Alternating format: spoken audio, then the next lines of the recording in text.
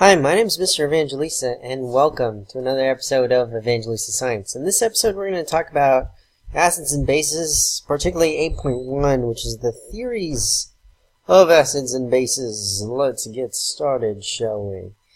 Okay, so let's go through kind of the history of how we have defined acids and bases.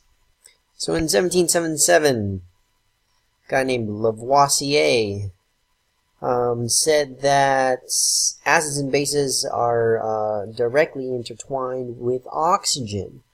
And, this was good for a while, but then people discovered hydrochloric acid, and there's no oxygen in hydrochloric acid, so then we probably said, that guy's probably wrong. And so in 1887, but, we can see that this theory persisted for a while, until we got a new one.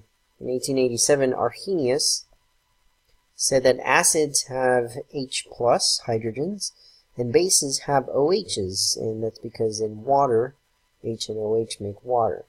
Couple of problems. Well, what about ammonia, NH3? NH3 is a base, but it doesn't have OH, so theory doesn't really work there.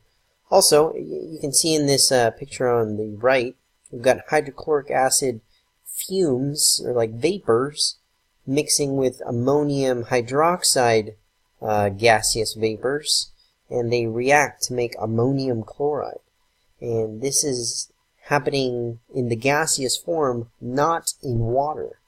And Arrhenius said this has acids and bases have to react in water. And so it was in 1923 we get the Bronsted-Lowry definition of acids and bases. Kind of interesting. Bronsted and Lowry actually never met each other. They were working independently and kind of came up with the same conclusions. And not really knowing who to give the credit to, they decided to give it to both of them. And so a Bronsted-Lowry acid donates protons, or H+, and a Bronsted-Lowry base accepts those protons, or H+. And so these H+, these are protons or hydronium ions. All they are they're hydrogen atoms that have lost their electron. And so now they are just protons. Now, protons are charged. So when we're doing these problems, please make sure to take note of the charge. Gaining a proton will increase the charge, and losing a proton will decrease the charge. Now, this 1923 definition of acids and bases, Bronsted-Lowry, is pretty good, but there are still some examples in which the definition doesn't work. And so we finally get Lewis acids and bases, but you don't need to know that for SL. Yay. Okay, conjugate acids and bases. So every single reaction that we're going to have an acid, a base, and then those are going to make conjugate acids and conjugate bases. So let's take a look. So here we have acetic acid and water, and that's going to make the acetate ion. And so that hydronium ion, H+, there's another way to write it too. You can write it H3O+. Same thing as H+, just that it's in water. Okay, and so we can see that this... Sorry, let's back up here. So just remember that an acid donates hydrogen, and a base is going to accept hydrogens. Okay, so now we can tackle this problem. Okay, so we see here that this compound loses its H, or it's donating its H to the water. Okay, so since this is a proton donor, we are going to call this, let's see if we can,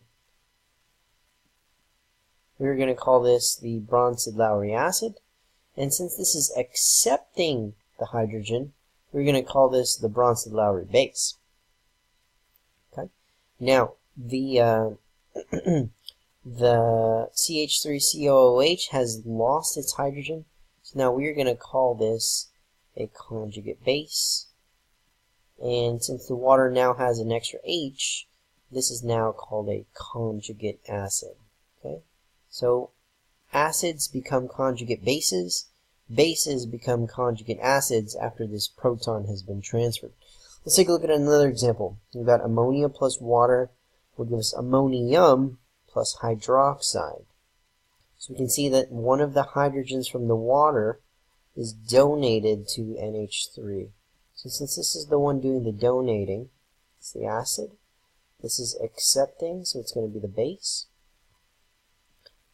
Ammonium is now going to be a conjugate acid, and hydroxide is now going to be the conjugate base.